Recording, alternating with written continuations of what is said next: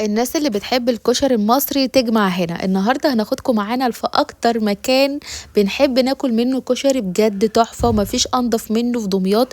هنروح النهارده مع بعض دمياط الجديده. حبيت اصبح عليكم وافرجكم كده على المنظر الجميل ده وعلى الحاج وهو بيطرح البلح. النهارده بقى كان منظر روعه وحبيت اشارك معاكم اللقطه دي، وان شاء الله الفيديو كله على بعضه يعجبكم. اهم حاجه حطوا لايك للفيديو واشتركوا في القناه وفعلوا الجرس على الكل علشان يوصلكم مننا كل جديد. وبالنسبه للعقاب اللي انتوا حكمتوا بيه ما تقلقوش يا جماعه، احنا ما نسيناش، العقاب هيتحقق او هيتنفذ الفيديو اللي جاي ان شاء الله. المهم ان احنا النهارده هناخدكم معانا فلوج حبيت اشاركه معاكم. حسيت ان هو يوم هيبقى حلو قوي ومميز بالنسبه لنا، فقلت يلا نشارك اللحظه دي. واياد ومليكه حابين يرحبوا بيكم، رحبوا بهم يلا. السلام عليكم ورحمة الله وبركاته. اللي رايحين ناكله عنده ده مش أي مطعم، امال أحسن مطعم، اسمه ايه المطعم ده؟ مطعم الزعيم. يا سلام يا سلام. وانتي يا مليكه بتحبي الكشري؟ لا، امال بتحبي ايه؟ الحواوشي. مليكة بتحب الحواوشي يا جماعة. من حسن الحظ بقى ان هو بيعمل حواوشي وكشري ويبقى معاه كمان مقبلات كده بتبقى تحفة، سلطات بقى وخيار ومخللات وطبعا الشطة والدقة. وعايزة اقول لكم ان انا اكتر حاجة بحبها في الكشري الدقة. انت اكتر حاجة بتحبها في الكشري ايه يا اياد؟ أنا بحب الكشري عشان يبقى حر جدا. يعني انت بتحب الشطة؟ وانت يا مليكة ليه مش بتحب الكشري وبتحب الحواوشي؟ عشان الحواوشي بتبقى حلوة والكشري بتبقى كتير. الكشري بيبقى كتير عليكي؟ انت علشان كده مش بترضي تاكليه؟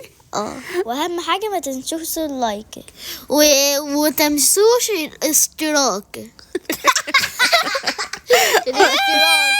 طبعا فعلوا الجرس.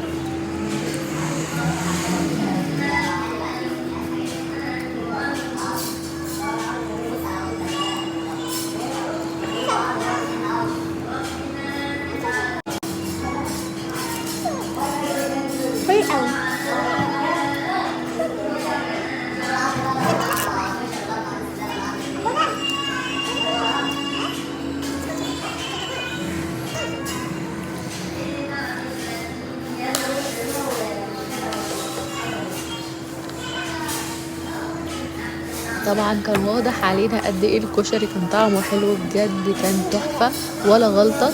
وعلى فكرة المطعم ده من المميزات اللي فيه ان بينزل السلطات والحاجات جنب الكشري. انا بصراحة في فرع كمان في دمياط القديمة بس ابدا مش بينزل زي كده، يعني بينزل طبق مخلل وممكن مقرمشات يعني، وبتبقى حاجات انت لو طلبتيها، لكن دول بقى بيبقى حاطينها فرد اللي هو يعني بصي هو كده كده محطوط على الترابيزه، وطبعا بنحاسب عليها، بس دي حاجه من الحاجات الحلوه. وزي ما انتوا شايفين كده المكان من بره، اياد ومليكه حبوا يتصوروا على الكرسي ده، ومليكه بتحب الكرسي ده قوي. اول ما شافته قالت لي ماما انا عايزه اتصور، فصورتهم كده. والمكان بجد تحفه ونضيف جدا، وكمان اسعاره حلوه قوي، مفيش فيها اي حاجه. احنا كده خلصنا فلوج النهارده، وطبعا زي ما انتم شايفين احنا مروحين، وقلنا بقى نصور لكم الفلوج للاخر وفرجكم كده على دمياط الجديده على السريع. بجد هي تحفه قوي وهاديه جدا، وحته كده من راس البر يمكن احلى بالنسبه لي. المهم ان احنا كده خلصنا، اهم حاجه حطوا اللايك.